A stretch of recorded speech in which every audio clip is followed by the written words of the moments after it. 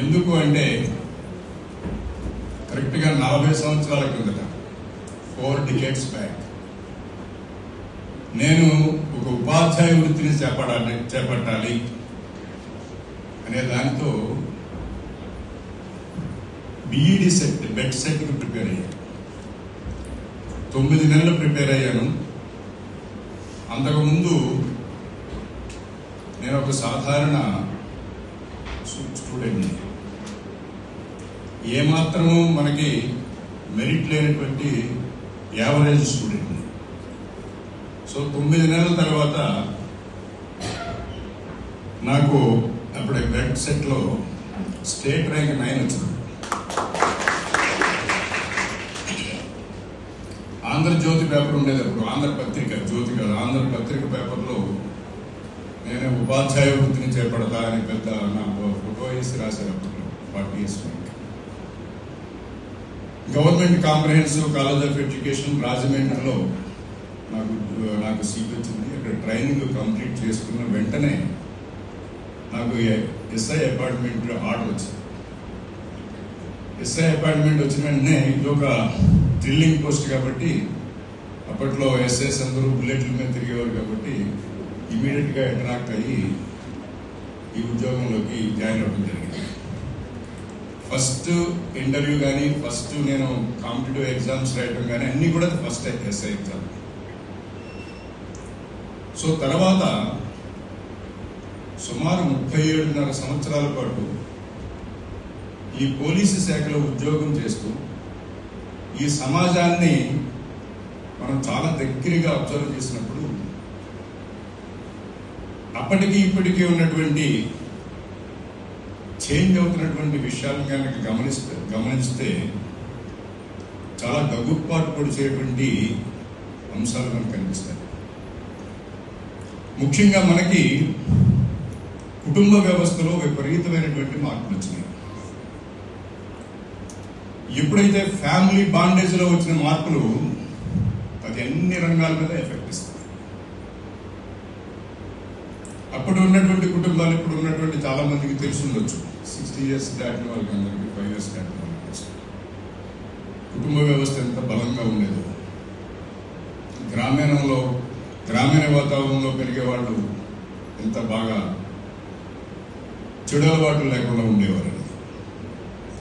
నేటి సమాజంలో కుటుంబ వ్యవస్థలో మీరు వినడానికి కూడా భయపడేటువంటి అంశాలు ఉంటాయి. ఎందుకంటే నేను మొన్నటి వరకు కూడా ప్రతి సోమవారం వస్తే నేను ఒక 500 మందితో మాట్లాడేవాడిని యాజ్ ఏ ఆఫీసర్గా. 500 మంది కూడా different problems in the family only, పక్కింటి వాళ్ళతోటి, బంధువులతోటి. సో ఇప్పుడు ఎంత కుటుంబ విలువలు మనకి చాలా దిగజారుతున్నాయని మాట నేను అన్నగాని తగ్గిపోయి అంటే ఒక ప్రేమ కరువైంది, గౌరవం కరువైంది, నమ్మకం పోయింది. మీరు చెప్పడానికి, వినడానికి కూడా భయపడేటువంటి అంశాలు ఉన్నాయి. మా సర్వీస్లో చూసాం మీకు. ఎందుకంటే మేము ఎక్కడ చెడు ఉందో, ఎక్కడ ప్రాబ్లం ఉందో, ఎక్కడ లా ఎఫెక్ట్ అయిందో అక్కడ మేము ఉంటాం కాబట్టి కొన్ని విషయాలు మాకు తెలుస్తాయి, అందరికీ తెలియదు. తండ్రి వలన గర్భవతులైనటువంటి కూతురుని చూసాం, తండ్రి వలన గర్భవతులైనటువంటి కూతురు, కొడుకు వలన గర్భవతి అయిన తల్లిని కూడా చూసాం మేము కొన్ని చోట్ల. మీరు వినుండరు. సో ఆ ఒక్క ఉదాహరణతో మీకు ఎంత మనం నైతికంగా పతనం అవుతున్నామో మీరు గమనించాలి.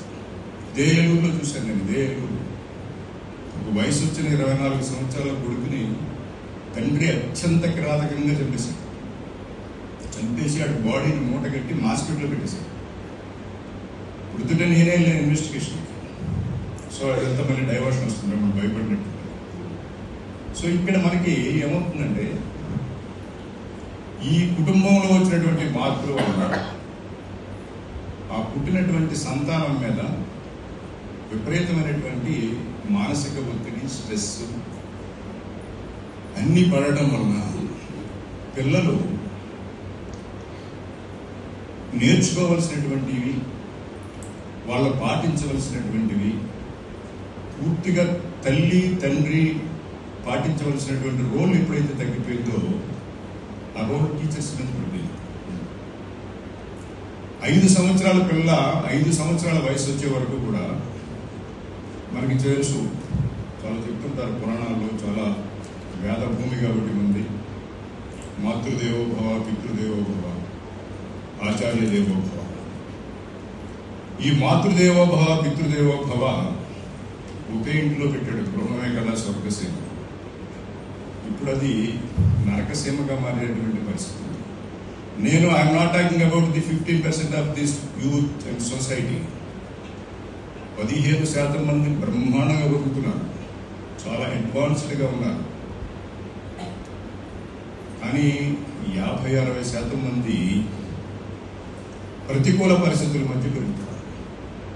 ప్రతికూల పరిస్థితులు ఎక్కడ స్టార్ట్ అయినాయి అంటే గృహంలో నుంచే స్టార్ట్ అయినాయి.